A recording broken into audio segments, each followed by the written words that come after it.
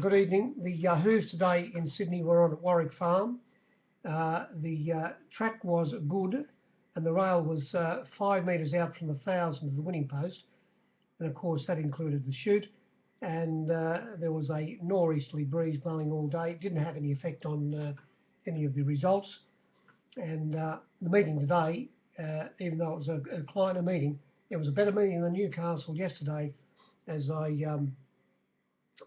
said last night. Now, this first race, only a field of 5 went around, about 101.6 they said on the screen. That was about the same in the marketplace. And here we saw the second favourite win, Maximilian. It went straight to the lead early on, the favourite, Field Marshall, ridden by Nash, and Nash said Nash explained to the Stipes he erred in letting Furious Jet go around him. It pulled in the race, ridden by Father Schofield, and he let it stride. And Nash said, no, I should have kicked up and kept the lead. I don't think it would have won, even if it would have done that. It went fairly ordinary, and when clear last, we put it up evens. It got out to $2.20, $2.25, and was taken at one stage, but got out to start at that price again. Maximilian opened up $4, got out to 5, taken into $4.80. Casual Choice didn't have a price. It went from $5.50 out to $8.50. The next one, a Furious Jet, they took $14, started about 12, and Shandos, it was well back from about $6 into $5. And Maximilian in the field of 5, it sat handy on the near the fence, ridden by Huey Bowman, and it was able to poke up inside them, turning for home inside Furious Jet, who had taken over, and beat it by 0.2 of a length. They got right away from the other pair, and as I say, the favourite, it went fairly ordinary. It has to trial before it starts again. The second race, another small field, just the 4 runners in the 2200 metre race for the 3-year-olds and upwards. 105.4 on the screen, a couple less in the marketplace because of French Gift. Well, it was $6 French Gift. It went from $4.40 out to $6. They laid the $1.26 on the Avery Hathras in starting at $1.24, and Miss Opulence went from $13 to $17, and Catshaw Idol was 31, the stablemate to the Avery, out to 51, back into 41, and it was taken straight to the lead, Hathras, by Christian Reef, and it strolled in, winning by 9 lengths. The other runners are fairly ordinary, but it has ability, as we found out last start. Now, the third race, there was only a skinny 101.3 on the screen, and that's about right. And this was won by the best back runner in the race, Scandiva. It led Kadiro, number 2, with Scandiva coming across and sitting on its outside. And when they turned for home, ridden by Peter Roble, Scandiva, it was able to get past the leader fairly easy, and it went on, won by 2 lengths. Coming from off the fence, running third on the fence, just behind the lead was Countryman, and it was very hard to lay Countryman. It finished up running second, as I say, beaten 2 lengths, getting a charmer right behind the lead. But it didn't more or less. It didn't have a price. I never put its name in the ledger. It went from $2.50 out to $5.50, a 6-4 chance out to 9-2. Blew like a gale, and whereas the winner was $4.60 into $3.50, taken Scandiva. A bad result for the captains, although they did back number 2. It got out to the leader. It got out to $7.50 at one stage. It only started $5.50. They did take $12 and $13. No doubt a diamond. And it was well in the market, number 7. Kuto at $6. It was layable. The next runner was well backed, Florida Fair. It found the line very well. It missed the kick slightly and copped a bit of a check at the start and was held up slightly turning for home. Made up plenty of ground. It was $13 into about $9.50. Pelcher per sure, it got to, after opening 6 out to 9, come back into about $8. And as I say, the winner was the best back starting clear-cut favourite and strolled in. Race 4, another small field, 7 runners, 100.9 in the market on the screen, but only about 96 in the marketplace. And this was won by the Avery Oompa Loompa. It opened up $2.30, got out to $2.50. It started evens on my board and other boards, and it was taken straight to the lead by Catwalk Corey, and it held on to win by 3/4 of a length from Morocco, who was slightly held up. Morocco came from just behind the pace, but it was slightly held up, looking for running between runners after they'd straightened, and it ran a good race, as I say, only beaten 3/4 of a length. The winner got an easy time in front. It was 2.3 lengths back to the third horse, Petrify, who pulled in the run, sitting in the 1-1. And it was only the other 4 runners were only a 0.6 of a length away. Running last in the race was Are You Sure, who was only beaten 2.9, and it knuckled very badly at the start and settled down in last position. It was always going to be well backed.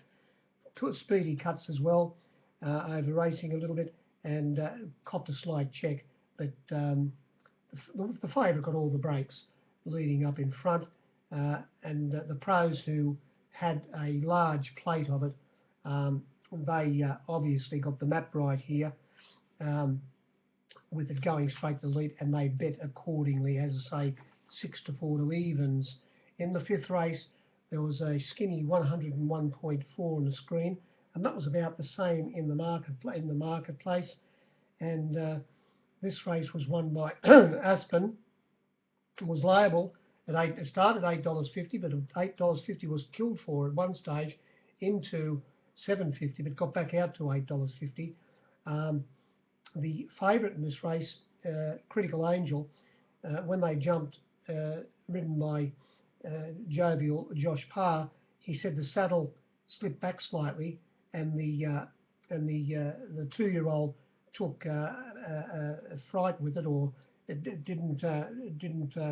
it reacted very overreacted with the saddle slipping back that slight bit, and it went back to last on the fence, and so its run can be completely overlooked. It was a good thing, but, well, not a good thing, but it should have won last start at Canterbury, and it more or less took no part in this race. We put it up a 6-4 chance, and it got out to $3, but it only started $2.40. Well, very well backed. It has to trial before it starts again, and it also pulled up slightly lame. So, as I say, its run should be forgiven. The winner, Aspen, leading in this race was Paris Match. On its outside was Madame Divine, and tucked away the Melbourne visitor, the top weight Sanders Souk, and it was third on the fence. Outside it, half carting 3 wide, was Command Moore, and right on Command Moore's back was the winner, coming across from barrier 18, getting a great ride from Christian Reith on the back of the second horse. And when they turned for home, ridden by Father Schofield, Command Moore got past the leaders fairly quickly, but coming off its back, as I say, was the winner. And halfway up the straight, it was evident that he was always going to beat it, and that margin turned out to be 1 length, and they got away from the others 2.3 lengths away. If the favourite comes out and races up handy, it was in front of these horses last start. What do we say? Does it win? It most probably would have. Race 6, there was 105.3 on the screen. a couple less in the marketplace, about 103. And this winner, Queenstown, it was poleaxed by the pros.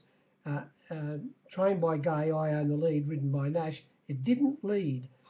Going straight to the front here was Resume the Game, who had the hood on today, and sitting up on its outside was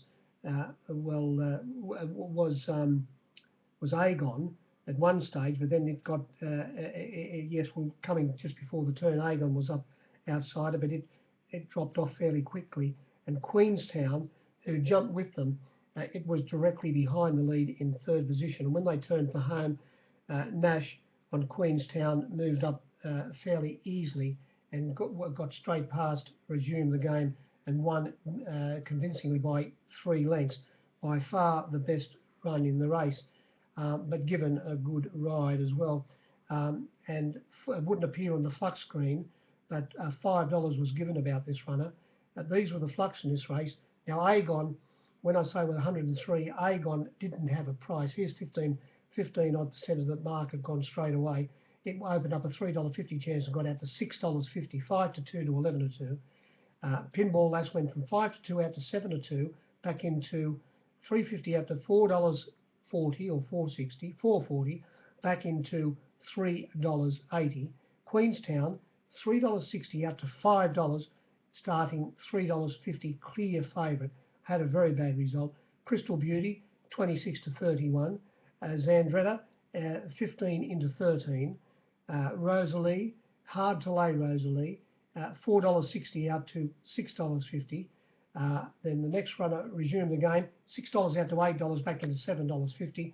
And the bottom one, Newcastle Miss, was layable at $31 for a little bit of section. But as I say, the winner was far too good. Race 7, 107.4 on the screen, 106 in the marketplace, only a little bit less.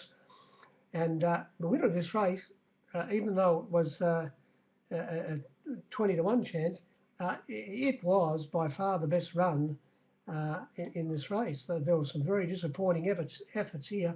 Scratched at the barrier before as I said, that 106 in the marketplace. That was before the scratching of Bermuda Blue at the barrier, who played up in the barrier and was scratched. And going straight to the lead here was Lisa Lostity, the rider, Brendan Abdullah, which he tried to do and has done successfully at Warwick Farm. He tried the velodrome on Lisa Lostit. He led by a good 4 or 5 lengths at one stage after they got a few 2 furlongs, and then he gradually came, and he was and very wide on the track. He came across to the rail by the time they'd got to the turn, and moving into second place by this time was Miss Shiraz, and sitting in third position and getting out off their heels was Moss Money, who started the clear favourite. Tracking up behind them, Cannery Row hit the rail at one stage, but wouldn't have mattered on the fence. And then Chow, who was very disappointing, it rolled up behind them and pulled wide on the turn as if it was just going to run straight up to them and straight past them. And then we had on the fence Who's Ready in last position, and on its outside May Nelly, who had missed the kick by 2 lengths. And then when they turned for home, instead of coming to the outside, he actually switched inside Who's Ready and weaved in between runners, and he finished by far the best, May Nelly, to win by 3/4 of a length. It was the best run in the race, winning very well. Very disappointing Chow and Lisa Lostit and Who's Ready and Kenny Rowe, who appears to come back. The Miss Shiraz went terrible. It was a 20 to 1 chance, but got beat 9.3 lengths. Moss Money given every possible chance. We put it up 5 to 2 chance, got out to $4, back into $3.50, hard to get before the scratching of the $5 chance, Bermuda Blue, who was backed at $5 at one stage. And Moss Money given every possible chance. The winner, the best run in the race. Doesn't say much for the others. We came to the last, and there was 101.8 on the screen, maybe 1 or 2 less in the marketplace. Neat 100, and this race was won by Calvo, led all the way. The trainer had, well, I won't give him up. He backed it with me. Good luck to him. And it led, ridden by Father Schofield, and he set a nice, just the right pace where he wasn't taken on in front. Sitting on his outside was Zed Lion, tucked away third on the fence via Facile. The Avery Studio might have been a bit soft. It was disappointing. It sat in the 1-1 position, getting every possible chance. Tucked away in fifth hole was Monsieil. On its outside, the import Buddha High, and then the other import Cur de Cur. It was sensationally backed. It settled down last on the fence, found the line very well, and on its outside was Bray Rowan, who might have seen better days. And the leader, Calvo, just kept on fighting all the way down the straight to beat the favourite by 0.8 of a length. Z-Line struggled into third position, beaten 1.2, and coming from last off the fence down the outside, Will Be Improved was the import trained by John O'Shea and ridden by Jay McDonald. They more or less all had their chance to run the leader down, and they couldn't. That was about the meeting. Nothing more to there was nothing much to say. There was, besides the winner of the distance race, who'll, I suppose, it'll go into harder heats from here on in, but will be hard to beat wherever it starts next start. It looks all right, and there was nothing out of the others that the other races that you would be wrapping or knocking. That was about it. Hope you had some good. Hope you won. If you're gambling there today, and we'll talk to you on Saturday. Good evening.